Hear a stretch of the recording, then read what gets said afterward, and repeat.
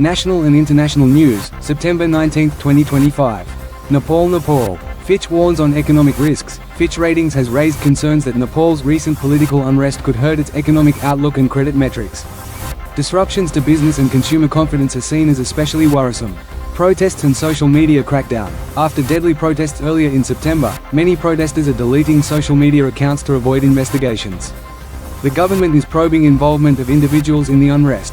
Former Prime Minister Oli relocates. KP Sharma Oli, who was ousted, spent 9 days under army protection and has now moved to a private residence amid ongoing political instability.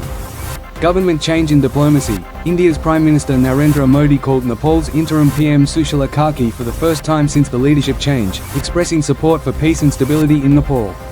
Restoring normalcy and assuring tourists. The Nepal Tourism Board has assured international travelers that full peace and stability have returned to the country following the protests and airport disruptions earlier this month. India adds natural heritage sites. The Deccan Traps and Meghalayan age caves are among 7 new natural heritage sites India has put on UNESCO's tentative list. Tea imports concern. A parliamentary committee flagged a surge in cheap tea imports from Kenya and Nepal, calling for stricter labelling and source declarations to protect local tea producers. New Indo-Nepal relations. Modi's call to Nepal's new interim PM is part of ongoing diplomatic efforts following Nepal's political transition.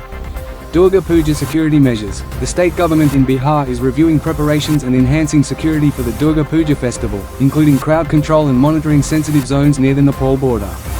Saudi-Pakistan defense pact draws criticism. India's opposition party has raised concerns over a new defense agreement between Saudi Arabia and Pakistan, calling it a threat to India's strategic interests. Globe International. UN sanctions on Iran. France's President Emmanuel Macron says UN sanctions on Iran will likely be reimposed by end of September 2025 due to unproductive talks between Iran and European powers.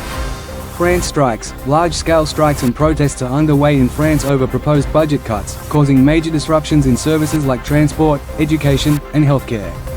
WHO on patient safety. The Director General at WHO emphasized the importance of patient safety especially for children, stating that children are not small adults, and require special care in healthcare settings.